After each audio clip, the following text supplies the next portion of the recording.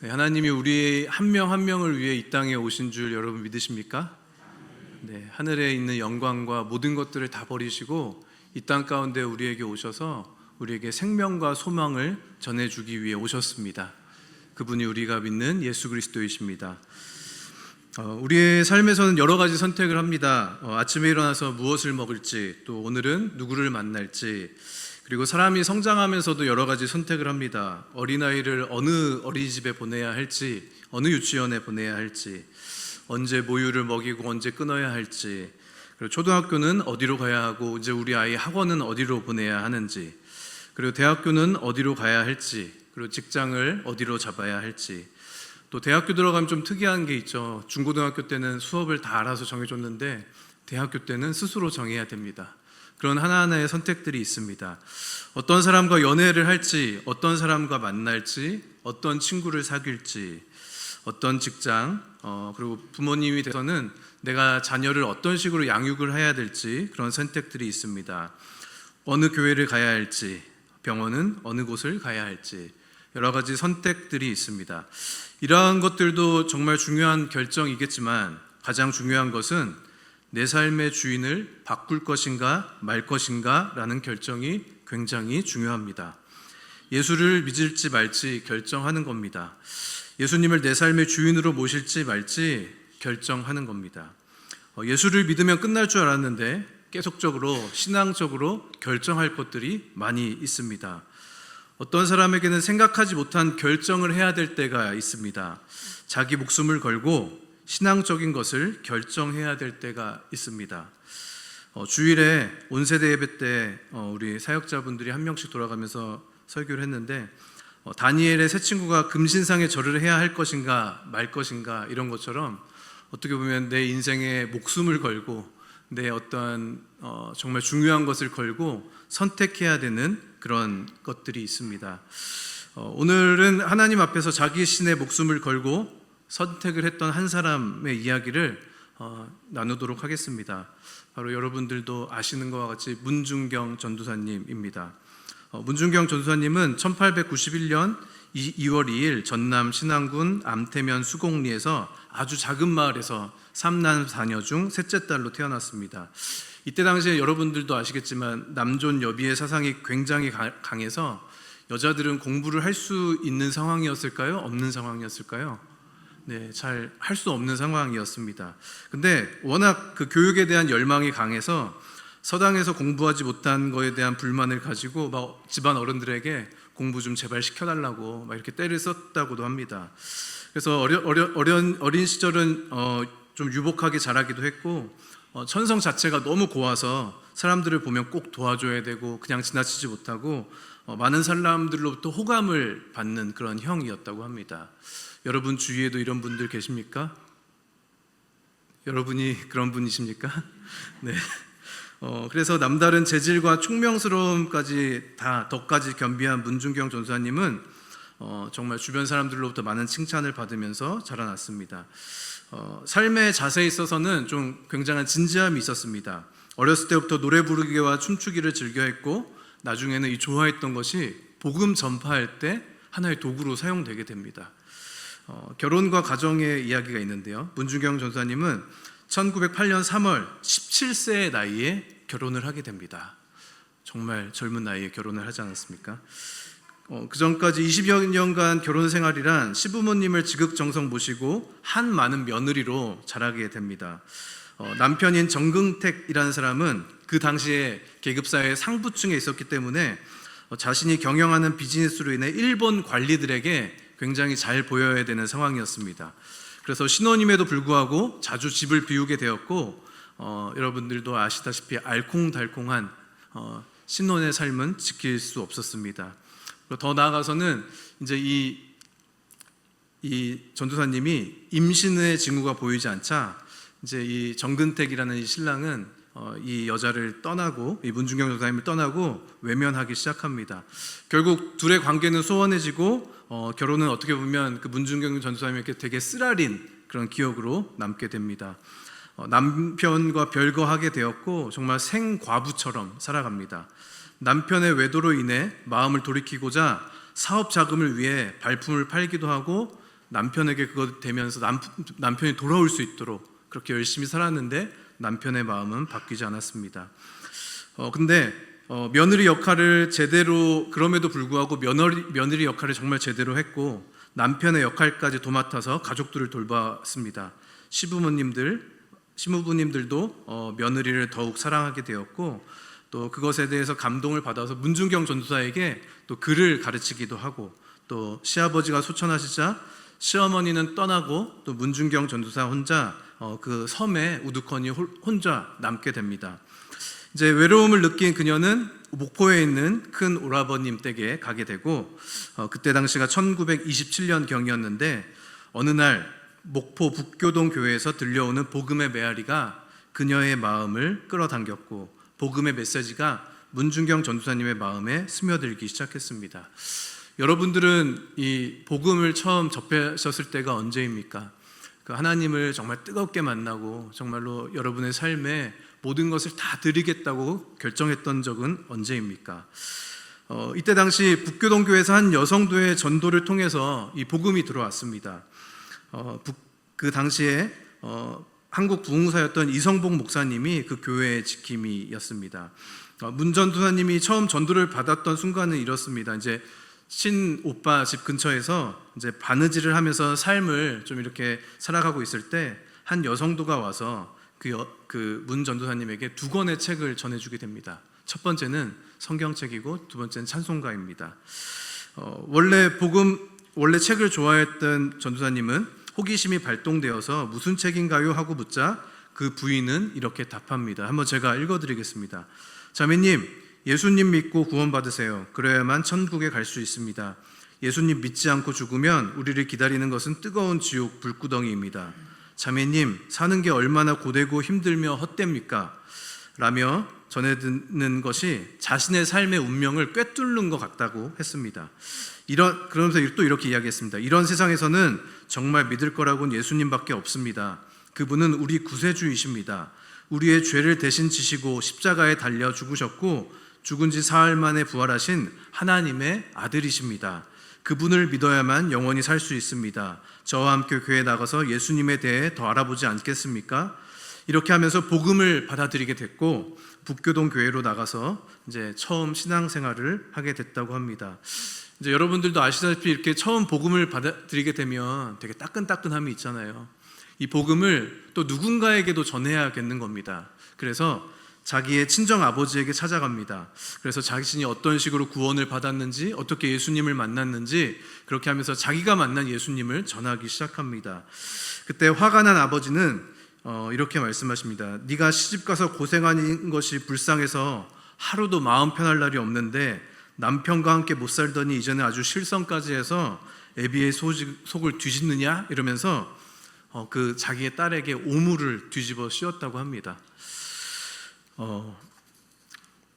1928년에는 집사로 임명받고 교회를 중심으로 전도하고 목포의 한 지역을 맡아 개인 전도와 축구 전도에 힘을 쓰게 됩니다. 그래서 이때 당시 이제 신학을 접하게 되고 신학생이 되는데요.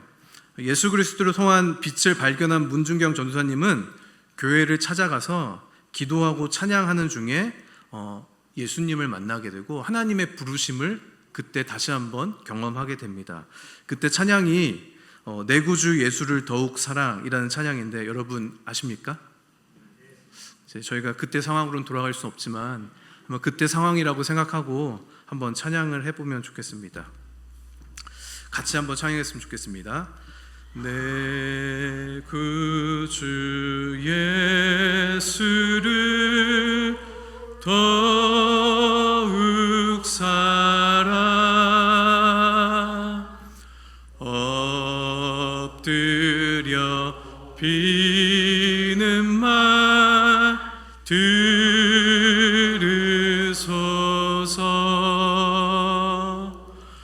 내 진정 소원이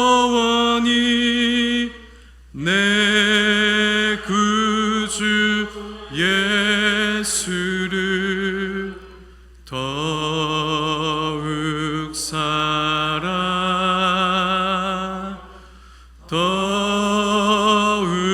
사랑 내 진정 소원이 내 진정 소원이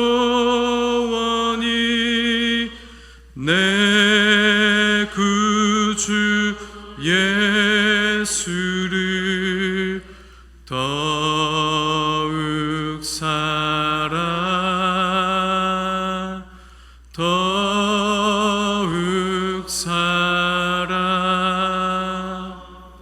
아멘.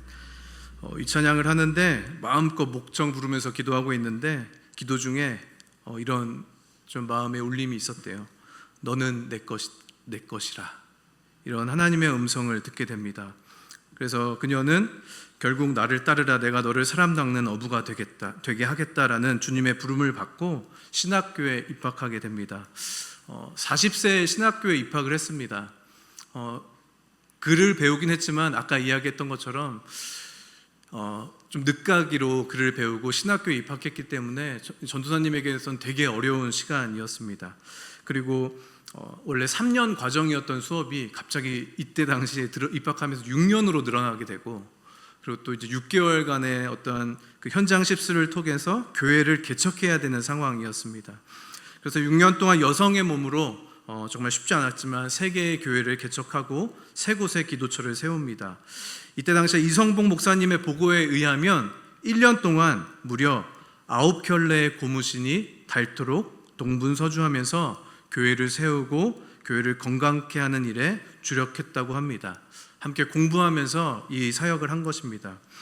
그러면서 이제 그렇게 복음을 전파하게 되면서 경성성서학원을 졸업하고 임자도의 실습차 교회 개척에 첫 발을 내디게 됩니다.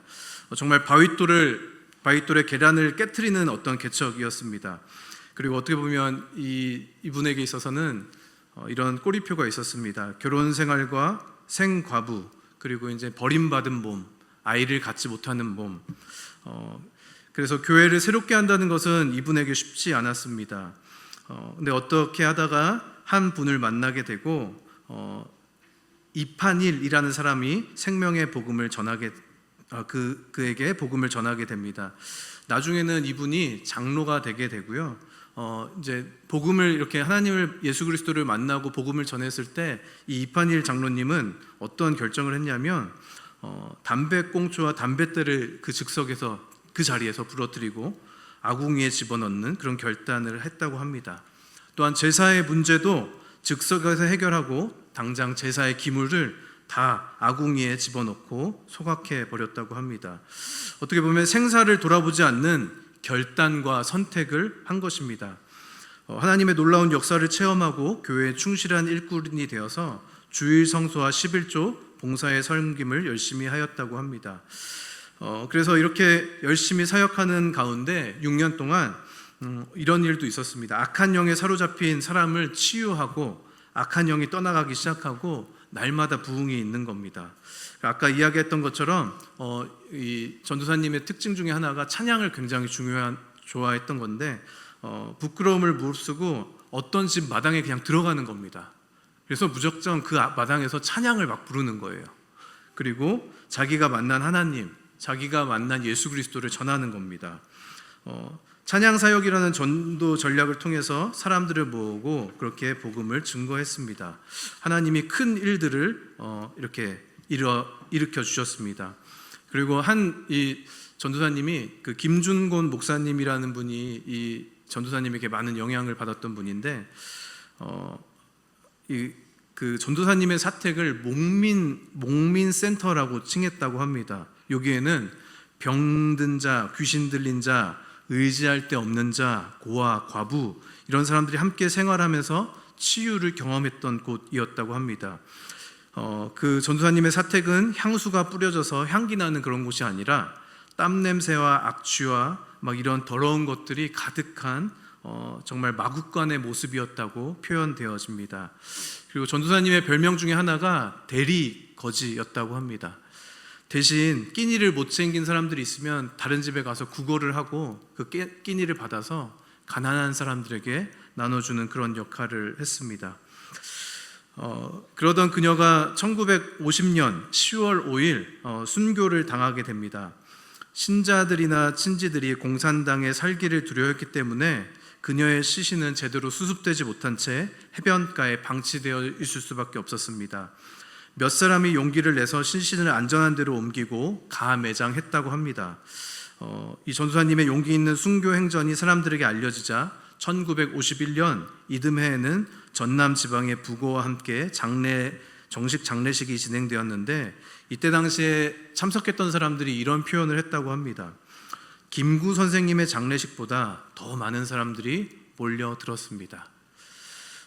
문중영 전사님은 자기 자신을 부인하고 날마다 자기 십자가를 지고 주님을 따른 믿음의 산 증인입니다.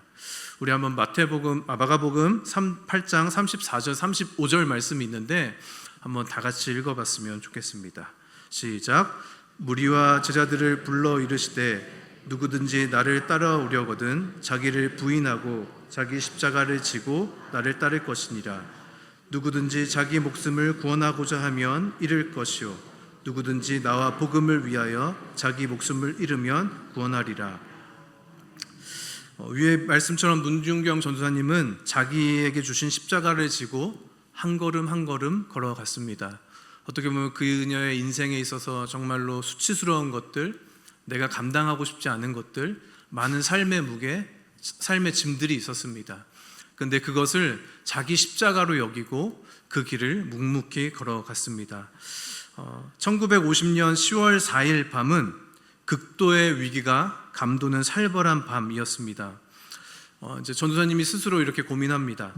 도망가서 생명을 부지할 것인가, 아니면 붙잡히는 한이 있어도 공적인 예배를 지키면서 하나님 섭리를 기다릴 것인가. 어떻게 보면 그들은, 문중경 전도사님과 함께했던 분들은 역사적인 기로에 서 있었습니다. 무엇보다 비겁하게 구느니 저들도 사람인데 어찌할까 하며 주저하던 차에 공산주의자들의 공격에 속수무책으로 당하게 되었습니다. 공산주의자들에게 잡히게 되어 협박이 있었지만 문중경 전도사님은 하나도 두려워하지 않았습니다. 우린 죽어도 살고 살아서 나를 믿는 자는 영원히 죽지 아니한다고 하신 주님의 말씀을 믿었기 때문입니다. 문중경 전도사님은 젊은이들은 살려주고 대신 나를 데려가라 라고 이야기하기도 했다고 합니다. 그때 당시에 김두학 장로님이라는 분은 그때 당시에 잡혀 있다가 도망을 쳤는데 그 공산주의자 중에 한 명이 이렇게 말을 했다고 합니다. 정정당당하게 죽음을 맞이하든지 해야지 그렇게 주랭랑을 치면 됩니까? 저기 전도사 양반, 당신은 어떻게 생각합니까? 교인들을 잘 가르쳐야 되지 않습니까? 이것 보라오, 하나님은 온데간데 없고 생사가 무섭고 죽음이 두려워 도망친 이들은 하나님이 용서하겠소 하면서 전도사님에게 그런 말을 했다고 합니다. 그러면서 이런 중요한 메시지를 던졌습니다. 여기서 살 수 있는 방법은 딱 한 가지요. 하나님을 부정하고 우리 인민공화국 지도의 이념을 동조하는 자는 다 살려주겠소. 어떻소 전도사 양반 하면서 이렇게 이야기했다고 합니다. 이것이 오늘 설교 제목인 오늘 제목이 한 사람의 선택인데, 한 사람의 선택입니다. 그 말을 듣고도 문 전도사는 계속적으로 그들에게 복음을 전했습니다. 그들이 지어준 별명은 알을 많이 까는 씨암탉이라는 별명을 지어줬습니다. 문 전도사님에게 이 지독한 반동군자로구만 하면서 더 이상 살려두면 더 많은 알을 까겠다라고 하면서 처형하게 됩니다.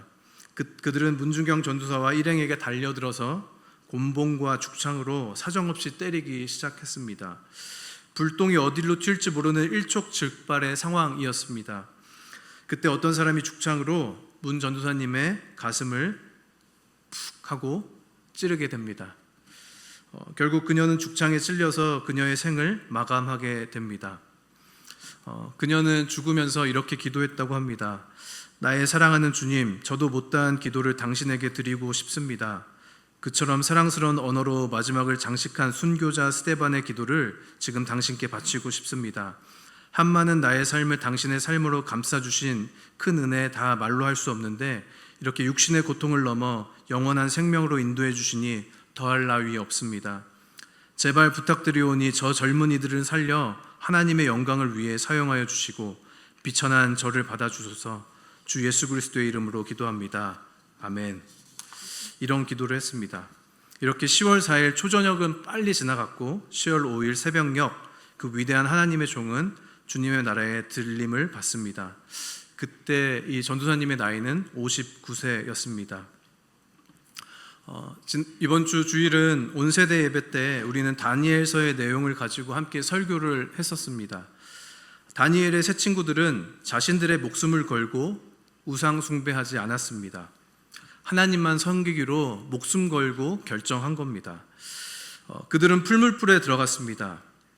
신기하게도 그들의 모든 부분이 타지 않고 그 죽임에서 하나님과 함께 하셔서 그 죽음에서 이들을 살리셨습니다. 문준경 전도사님도 바로 이 한 사람의 선택도 하나님을 향한 선택이었습니다. 그녀도 목숨을 걸고 인민공화국의 이념에 동조하지 않았습니다. 하나님도 부정하지 않았습니다. 그렇다면 문 전도사님의 삶도 동일하게 그 다니엘의 세 친구들처럼 건져주셔야 되는 것이 아니었겠습니까? 그런데 우리의 생각과는 달랐습니다. 그 자리에서 자신의 선택으로 인해 삶을 마감하게 됩니다. 마치 스데반이 그랬던 것과 같습니다. 자신의 삶의 모든 것을 걸고 예수님을 따랐던 12제자가 다 죽임을 당한 것처럼 말입니다. 이 12제자도 풀물불 같은 그곳에서 좀 건져주셨으면 좋았겠는데, 그 죽음의 그 자리에서 좀 건져주셨으면 좋았을 텐데, 그래서 더 놀라운 기적으로의 사건으로 성경책에 쓰여졌으면 더 좋았을 텐데 그렇게 되지는 않았습니다. 하지만 이 스데반의 죽음으로 인해 생명의 열매들이 맺혀지기 시작합니다. 스데반과 믿는 자들을 향한 핍박으로 인해 그리스도인들이 흩어지는 일들이 있게 됩니다. 그로 인해서 예수 그리스도의 복음이 예루살렘을 넘어 땅끝까지 전파되어집니다. 초대교회의 부흥은 이렇게 한 사람의 선택, 즉 예수 그리스도 앞에 목숨을 건 선택으로 인해 일어나게 됩니다.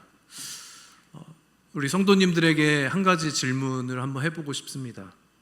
저에게도 하는 질문입니다. 혹시 우리에게도 이러한 일이 일어난다면 우리는 어떤 결정을 할 수 있겠습니까? 그 우크라이나 전쟁 그 몇 달 전에 일어났었는데 그 기사 중에 제 눈에 들어오는 기사가 있었습니다. 기사의 사진에는 뭐가 있었냐면 교회가 있었고 옆에 넓은 구덩이가 있었는데 시신이 몇십 그루 봉지에 쌓인 채 이렇게 있었습니다. 교회가 있었고 그런 모습들이 있었습니다. 스스로 생각되어졌습니다. 저들이 저렇게 죽게 된 것은 예수 그리스도를 고백하고 자신의 죽음과 어떻게 해도 바꾸지 않겠다고 결정했기 때문에 저러한 일이 일어난 것은 아닌가 생각이 되어졌습니다. 지금 세계의 정세를 보고 도저히 전쟁이 날 것 같지 않은 21세기에 전쟁이 일어나고 있습니다. 여러분, 우리나라는 예외가 될 수 있을까요? 글쎄요. 누군가 이 문을 열고 저기 드림센터 5층 뒤에 문을 열고 총을 들고 와서 너희들 예수 믿냐 안 믿냐, 믿지 않는다고 하면 살려주고 믿는다고 하면 죽이겠다 라고 만약에 한다면 우리는 어떤 선택을 할 수 있을까요? 그 선택을 하는 그 사람의 기준은 여기서 강단에서 설교하고 있는 사람이건 아니건 상관없을 겁니다. 그 죽음 앞에서 어떤 선택을 하든지 나이와 상관이 없을 겁니다. 내가 어떤 직분을 갖고 있는지 아마 상관이 없을 겁니다. 내가 얼마만큼 신앙생활을 했는지, 무슨 제자훈련을 받았는지, 내가 어디 단체에서 훈련을 받았는지, 얼만큼 신학 공부를 많이 했는지 아마 전혀 상관없을 겁니다.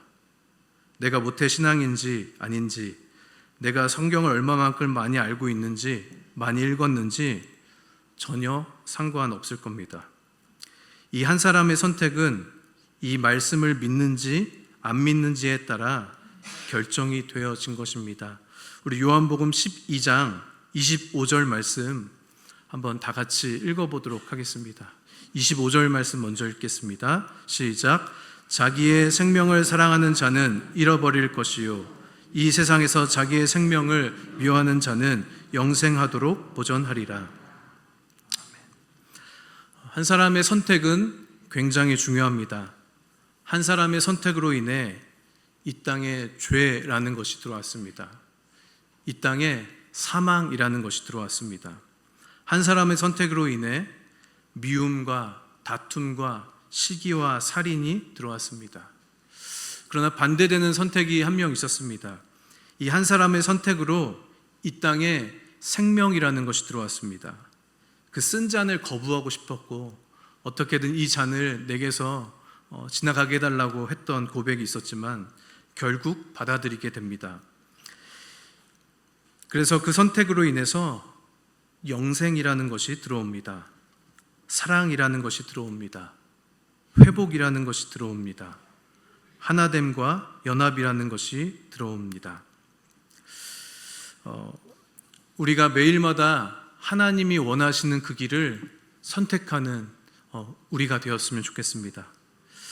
그리고 혹시 오늘 이 밤에 집에 돌아가시면서 오늘뿐만 아니라 이번 주 계속적으로 나는 이 상황에 내가 처하게 된다면 내 목숨과 예수 그리스도를 바꿀 수 있는 그 고백을 할 수 있는가?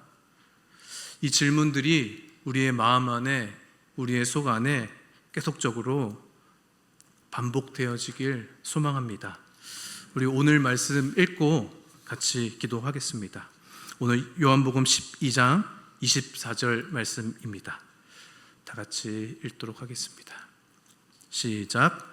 내가 진실로 진실로 너희에게 이르노니 한 알의 밀이 땅에 떨어져 죽지 아니하면 한 알 그대로 있고 죽으면 많은 열매를 맺느니라. 아멘.